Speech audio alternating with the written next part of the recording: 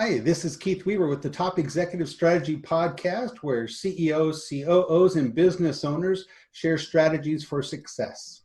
This is 6 questions in 9 minutes because the best strategies are concise business advice. And with that, we're going to be concise and jump right in with question number 1. In a few sentences, tell us who you are and what you do. So my name is Camille Kennard, and I'm the founder of Flourish Wellness Consulting. I do mind-body wellness, so I help people learn those skills to take care of their weight, energy, and create a lifestyle of health through retreats, workshops, and meetup groups and one-on-one coaching. So I really help people make peace with their body and like who they are from the mind to the body. And with our society right now, that's very well needed in business and in personal lives, but business can be very stressful. So that's awesome that you do that. So question number 2, speaking of business, what's the best thing about being a business leader? What I have loved about my business and being a business leader is the people I get to collaborate with, people that also have a desire to help people live their best life, that have a desire to help people have these aha moments and make big changes in their life. So I feel like that's one of the things that I just love is collaborating with dietitians, people who are in health coaching, and just all of us working together for the cause of helping improve people's health and well-being. And it's been a lot of fun. So a very interdisciplinary kind of approach in working with people, but also in other businesses and things like that.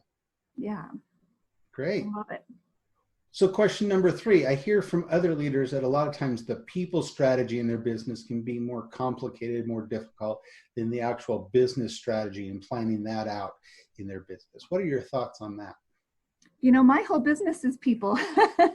So I actually love the people strategy, but I think one of the biggest things that I realized is for my clients, me exploring what matters most to them, really listening, what are their needs, what do they want?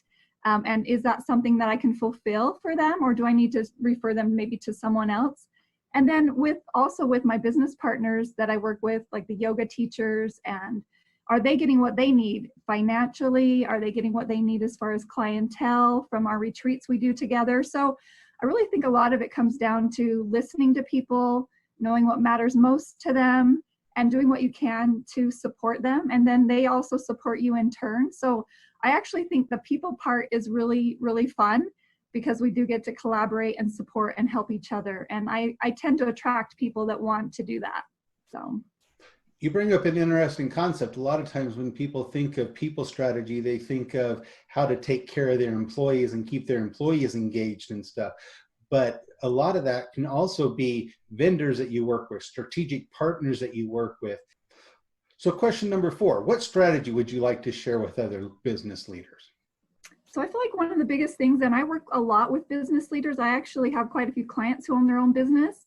And, you know, they're stressed out, especially right now with all the financial issues that are going on. So I teach people how to take care of themselves. And I have a system, it's called the 5 steps to calm the anxious mind. So I would love to share that with people today to just help people that are in business. Maybe they're feeling overwhelmed. So these are the 5 steps that I share with my clients, as well as, other business leaders that I work with. And the first thing is just to simply step back and notice that the mind is going into a story of overwhelm or worry or concern, and bringing it back to your breath. Just simply breathing in your nose and out your mouth, and doing that as many times as you need from the belly to bring the breath into the body. This actually takes us into our parasympathetic nervous system so that we can feel more relaxed, we can feel more courageous, we can do the things we need to do as business leaders. And the next part is just to notice what you're believing. Am I believing I'm going to fail, or this is going to be too hard? And seeing if you could say, hey, that might be my mind tricking me. A lot of times in business, we get critical about ourselves. Just noticing if we're telling ourselves, I call them the mind tricks, and bringing ourselves back to, what if this isn't true? And what if there's something else that might be true that feels better to me, you know? And then the third part is, sometimes we get caught up in, we call it the anxiety wheel or the anxiety loop, where we think of the worry and then we get to the next worry. With COVID right now, this is going on for a lot of people. And if you can just take your thoughts and almost put them as if they were on a cloud, and just notice they're there. Oh, there's a worry thought. Oh, there's a stress thought. There's a thought of, something happening, and just allowing it to float through your mind rather than holding on to it and keeping it going in the mind. That can be really helpful for people. And then I actually have people sort their thoughts. So that's a judgmental thought, or that's a worry thought, right? And that helps us, instead of personalizing it, we're actually putting outside of us. And I call it the sticky note sort, almost as if you're sticky note sorting the different worries, the different thoughts, the different things that are going on in the mind. So again, you can bring yourself back to that creative space, that flow, that calm space. And then the last thing is just to get the body moving. There's so much research that shows that when we move our bodies, it changes our brain chemistry. It helps us to be able to regulate our emotion. It helps us to be able to focus and concentrate. So those are kind of the 5 steps that I share with clients about how to calm the anxious brain and help yourself as a business leader to continue to be resilient, to continue to, be able to do the great work you do, being creative, coming up with ideas.